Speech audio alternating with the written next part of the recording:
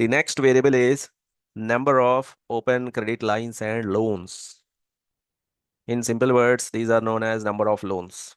I think we have already seen it, but the thing is, we haven't cleaned it. Number of loans cleaning. Do you remember what was the issue? Quickly recollect. What was the issue? Why number of loans has an issue? What was the issue? I think people are having too many loans. Do you remember that? Yes, Presence sir. of 96 and Yes, 98. 96 and 96, 98. 9, That is different. That is number of times somebody was late. This is number of loans. Some people will have 54. I think 10 days. 54 the 54 biggest one. loans, 36 loans. Yeah, these are the, like having these Biggest many loans. 54 is. That 96, 98 is the other variable. What was it like? Number of times that TDPD, how many times somebody was late. This is number of loans somebody is having. If you want to get a better idea, this also looks like continuous, little continuous.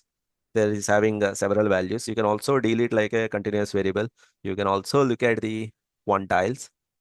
Let me get the code for the quantiles for this variable. Anyway, I'll write the code.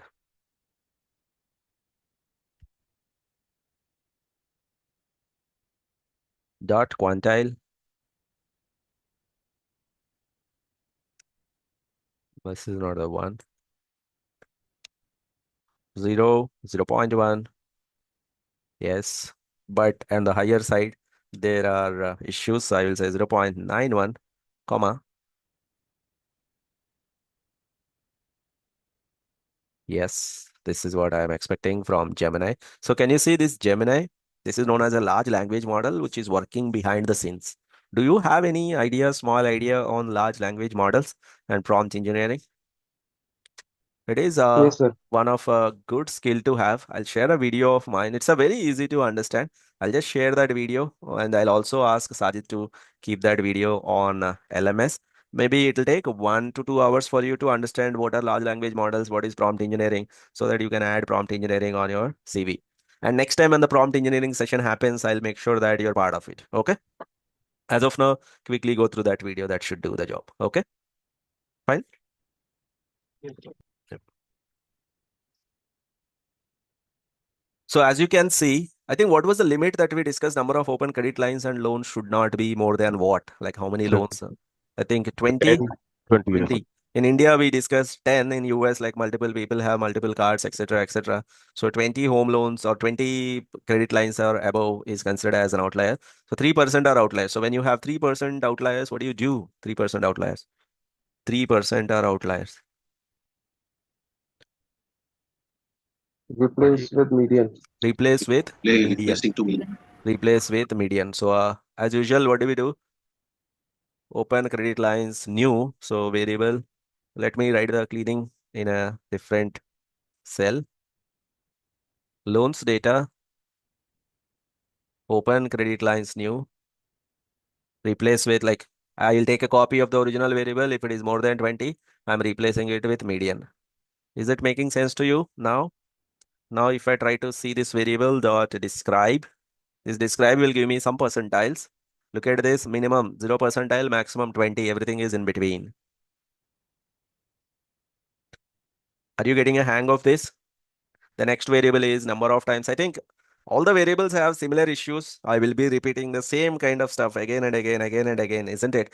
I will look at what kind of variable is it. I will look at what type of issues it has. Depending on the issue, either I will replace it with median. Depending on the issue, depending on the type of variable, I'll replace based on the target. If the issues are too many, then I will do two things. Okay. Maybe I will take two more examples of the variables, then we will proceed further. Since I'm getting a feeling that you already aware of all this, isn't it? You like we have seen a couple of examples remaining also you repeat the same. For example, if you have number of times 90 days late, this also has the same issue. What is it? If you look at loans data and try to see number of times like 80 days late, what is the issue does it have? 96 is there, 98 is there. For this we have seen you have to compare this with the target variable, so create a cross tab with the target variable. So first I will create the cross tab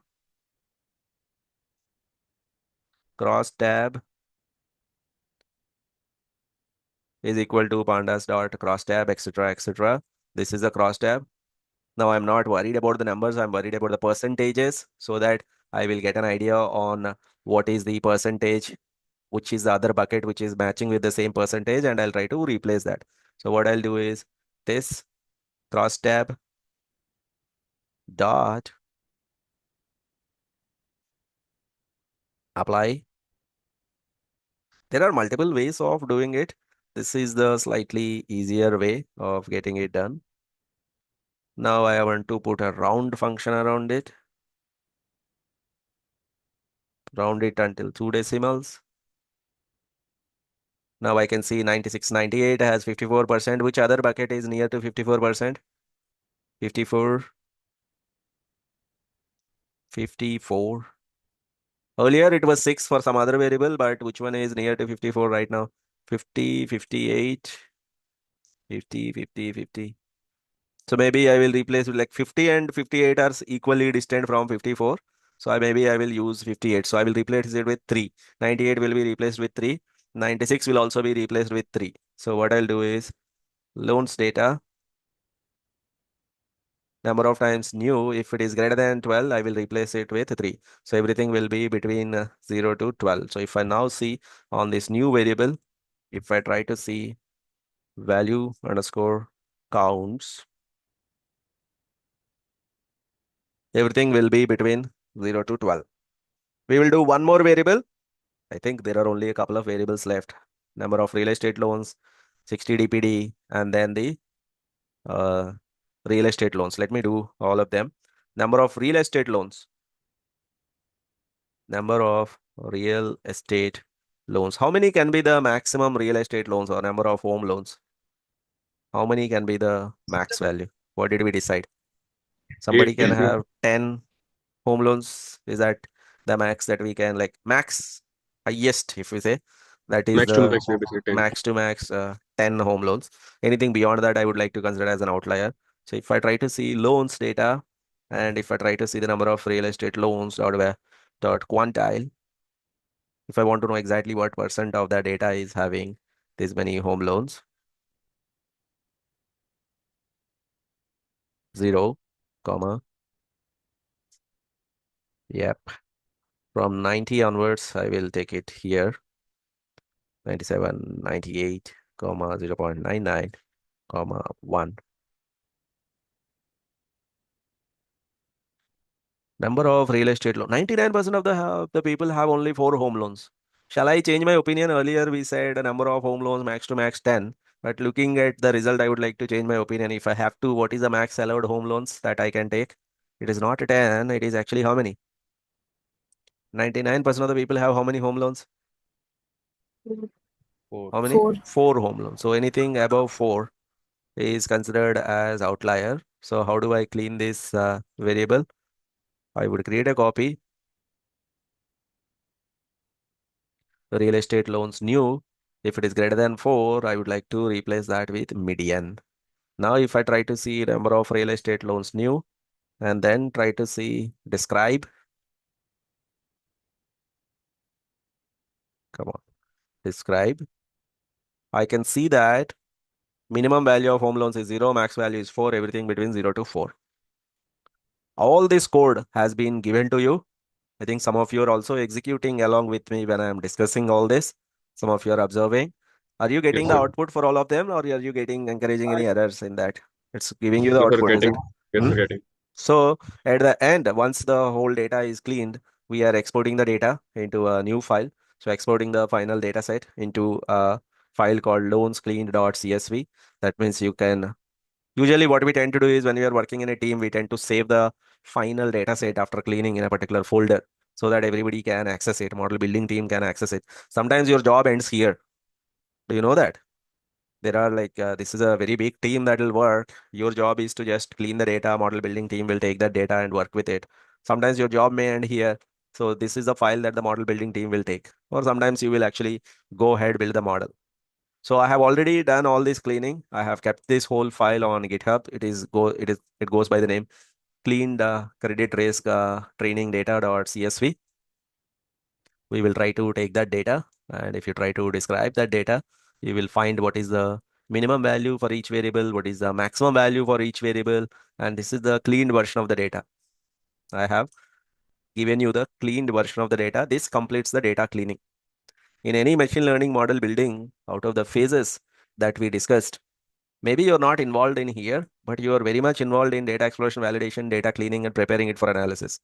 If in an interview somebody asks you, what was one of the difficult phase that you have faced when you're working on a project? What you should always mention, what were some of the challenges that you have faced when you're working on the projects? There must be some challenge that you must always bring.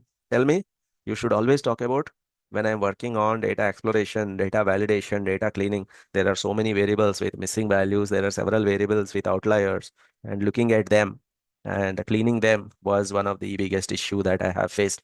Those kind of things that you have to bring on. Okay. So that is a part of data cleaning. Now we will go for the model building.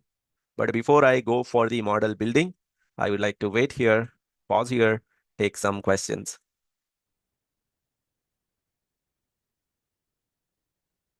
Model building. Any questions on this? Anybody? On Sir, data? Yeah. yeah, so just now you talked about prompt engineering and the LLM. So I am visiting your YouTube channel frequently. Mhm. So there is one playlist that deals with Gen AI. Gen AI, So correct. yeah, so if it is possible for me after this, I can go through those videos. Hmm. And you have also given different assignments. If Correct, I correct. do that, so is it possible for me to showcase those kind of projects as well on my CV? I would say it is a little dangerous. Okay. Because Okay. uh, never ever showcase your learnings as some kind of learning or a certification course that Yes, sir. acts or that kills your chances of getting a job. If somebody asks you, how come you got to know Python? What will be your answer? Have you taken any training on Python While working, while working? If somebody asks you, how come you got to know about data cleaning? Who taught you data cleaning? What will be your answer?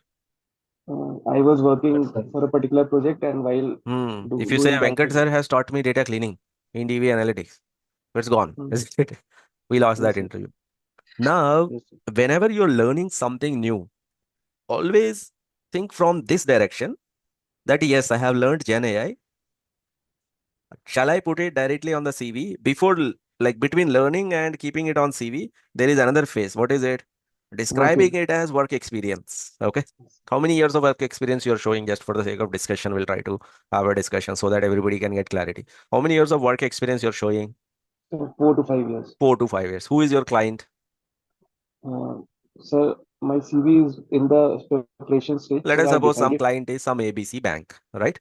Yes, yes, sir. So that ABC bank, what is that Gen AI project that you have worked on? Yes, it will be difficult. So if it is difficult to showcase as your experience, even though you know it, do not show it, suppress it. Okay. Okay, sir. Because our Yes, objective here is not to learn. You join DV Analytics, not to learn everything or not to digest as much as you can. That's not a good idea. If your yes, objective sir. is only learning, I have so many topics to teach you. I have n number of very cool applications, n number of topics that I can discuss. Even though I know all of them, I don't make you touch all of them. Why? It's very difficult to showcase that as work experience. That is where the whole world is faltering. If you take an immature data scientist CV, if you take a very childish data scientist CV, you will find 200 keywords on that. Do you know that? Yes, sir.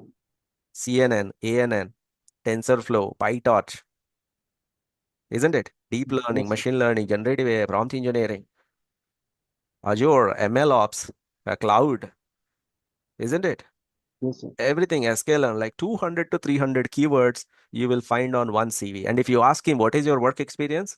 He will say, I just passed out of college. Or he will say, I just have 6 months internship experience. Now, those kind of CVs, they look good. For the candidate, he feels very proud. You see, I'm mentioning everything on the CV. But for the recruiter, that is a big headache. The recruiters are finding it very difficult. They're spending the whole weekend in doing interviews. They're spending the whole week. They're leaving their work. The managers, team managers, they're leaving their work and they interview 50 candidates, and all of them are junk candidates. None of them have real stuff, real material. Let's say if you say Gen AI, the recruiter is looking for you to handle Gen AI projects. If you Yes, say sir. just Gen AI, and if you give an impression that you're just aware of it, you just learned it from somewhere, you just heard it from somewhere, you're just managing it there in the interview. For the sake of interview purpose only, you're playing, okay? You're playing little Yes, dirty. That means like you do not know it, but you're still saying that I know it. Then the recruiter will get very angry at you. For example, if you say machine learning, if you say data cleaning, can you handle it if somebody throws data at you? yes, sir. Then you're a good candidate. Then the recruiter will feel that I can hire this candidate, I can give this job of working, and then he will do the job. So sometimes mentioning too many keywords is going to act against your chances of getting picked up in a job. Okay. Definitely, sir. Understood. Is the strategy, are you getting the strategy that we're Yes, sir. following here? The Yes, sir. strategy says that it's better to show all your learning as work experience. Then only Understood. you will get the chances of getting picked. Just learning, showing it as knowledge is going to hamper your chances. And not only hamper your chances, it's going to make the recruiter angry. Okay.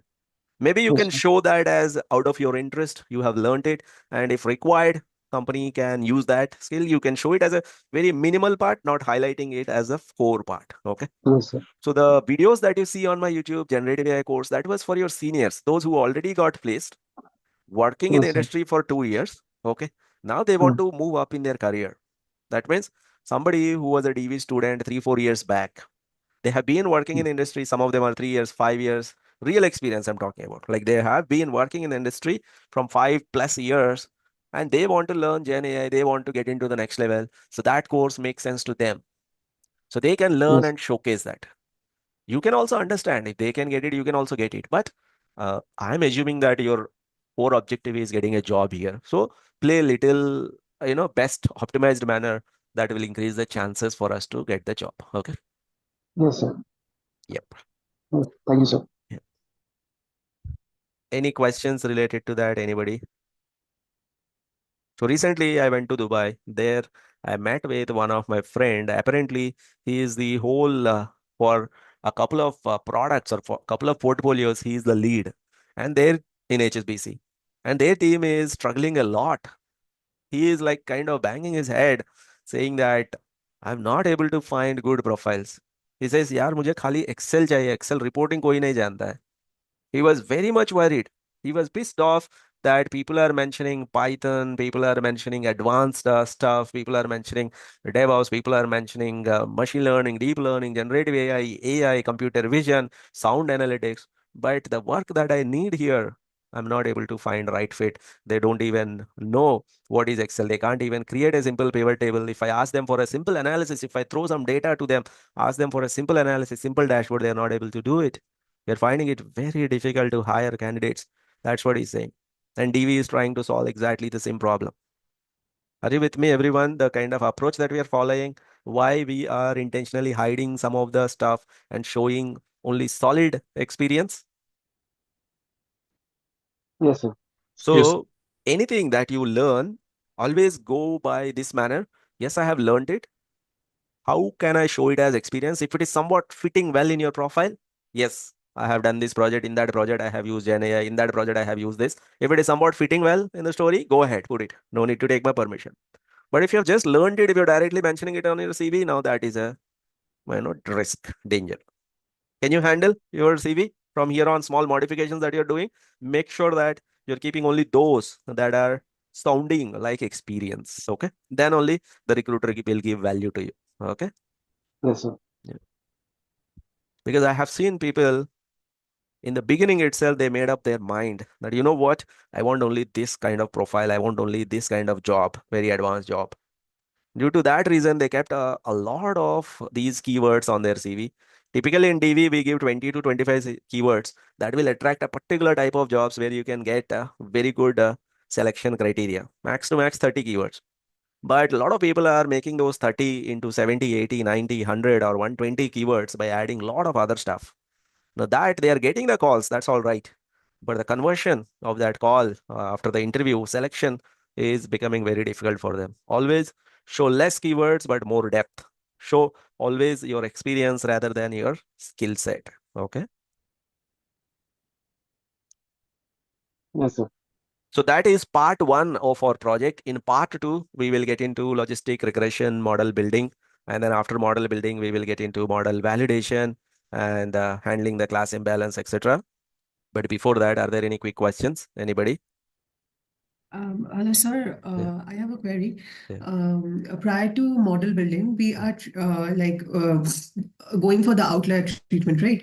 So correct. here, what we are doing is we are basically using the floor value or the ceiling value, or when we are using, median and all. So this might end up in giving us a model which might not be that good, right? So do we come back again and make changes in So the variables? when we are doing the data cleaning, Yeah, we will not follow the same technique for all the type of issues.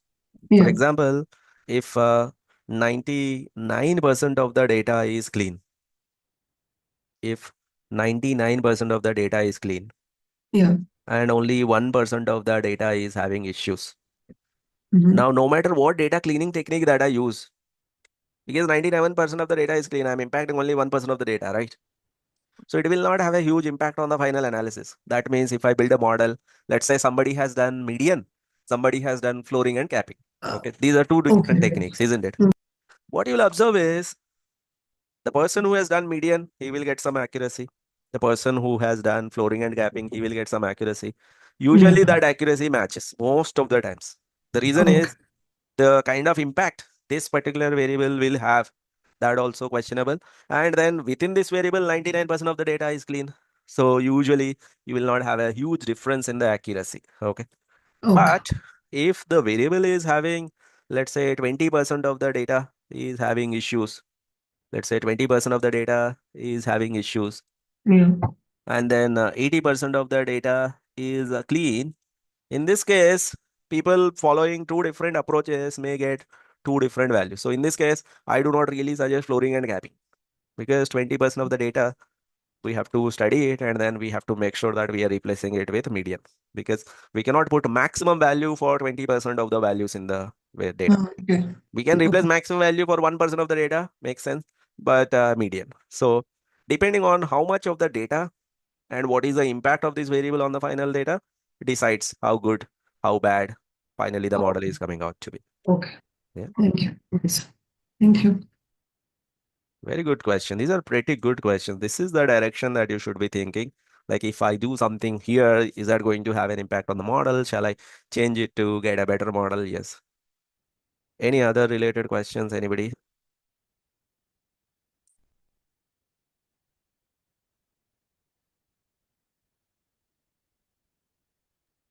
Sir, my question is somehow related to the previous question, Yeah, carry on.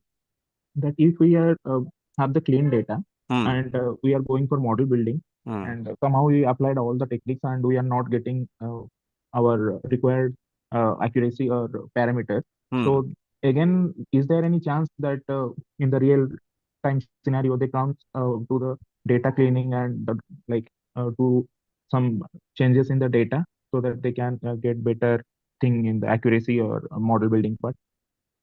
It So is not only like missing values or any other technology techniques they apply or any other things they do. it's a good question. Usually, I'll tell you, let's say my experience in working with companies, it's not really the data cleaning that has a huge impact on the final model accuracy. This data cleaning is like you are kind of making your model ready for model building. Okay. Let's say if you are taking a different data cleaning doesn't really do take any extreme steps. Let us suppose if you have the flight values, let's say every day the number of flights that are landing in Bangalore, you have a list of them, the count of them every day for 365 days. Okay. For the 365 days, every day, how many flights are landing in Bangalore airport, you have it. Now, for the 366th day, you don't have it. The value is missing. Somebody did not enter the data. Now, for that missing value, what are we replacing it with? Are we replacing it like out of these 365 days, whichever has the highest flights? Are we going to replace it with the max value? If you ask me to give me an estimate, how many flights have been landed in Bangalore, are we going to, first of all, we will not say zero flights. Do you agree? If a value is Yes. missing, it will not be zero flights. We will not replace it with zero. If a Yeah. value is missing, we will not even replace with max value, isn't it? Shall I say that if the value is missing, let us suppose, okay, on an average in 360 days, every day there are 600 flights that are landing in Bangalore airport. Okay. Now, one day on the 366th day, the number of flights that have been used is missing. The data point is missing. What will be my guess here? Am I going to say 60,000 flights were landed on that day? Am I going to replace with this one missing value? No. If I do this, then it'll have a huge impact on my analysis. It'll have a huge impact on my machine learning model. Am I going to say that, okay, on that day we did not take count, let us put it as zero? Am I going to say zero is the number of flights that have landed in Bangalore on that day, which I could not count? Zero, is No. that a good estimate? Since that I haven't counted, it doesn't mean no flights have happened. Am I going to say the highest number of flights? So what is the best estimate? Tell me. One day you missed how many flights have come, but on that day airport was functional. Tell me what is the Like it best estimate for it? might be the nearer one, like the previous day, Can we or take the the next average day. of all these 365 days? Yeah, On that an is also average, fine. 600 flights are using in Bangalore. Can I say average value? Is that a Yes. good estimate? Average is not too high, not too low. So if you take the average, it will not have a huge impact on your final analysis. So very rarely. So I'm not denying the fact that data cleaning may have impact on the final analysis. It will have, but very rarely it will have such impact that, let us suppose, if my model is giving me, let's say right now 80% accuracy, if I change the model, if I change the data cleaning technique slightly, from 80% I will get into 85%. From 80% I may get into 84%. This much lift in the accuracy I will get in the model. You will not see this. Okay. You will not see Yes. this. But then how people increase the accuracy? Let's say 80% is the accuracy. My client is not satisfied. Okay. My client is not satisfied with the accuracy. I have to increase the accuracy. But data cleaning standard method, these are all the standard methods. As I told you, they are harmless methods. What do you mean by harmless? They neither increase the accuracy nor decrease the accuracy. They are just they will make you, these data cleaning techniques will make you usable, the data usable. If you're not satisfied with the accuracy, what do you do? What is the technique that we have discussed? Try to recollect. If you have one accuracy in your Hyperparameter. hand and you do not know how to deal with it, or if you want to increase the accuracy, you must think about extracting the hidden features or Feature creating the engineering. new features out of the features that you have. That is known as feature Featuring. engineering techniques.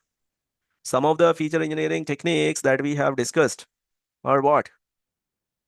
Some of the feature engineering techniques are, sometimes you may want to handle dates. Sometimes you may want to handle geolocation. Sometimes you may want to do binning. Binning is one of the most widely used technique in credit risk. Are you with me?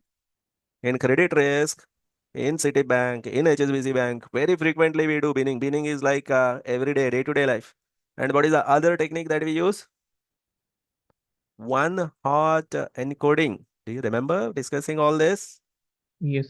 Did we discuss this or not? One hot encoding, which Yes, is sir. also known as what? Dummy variables creation.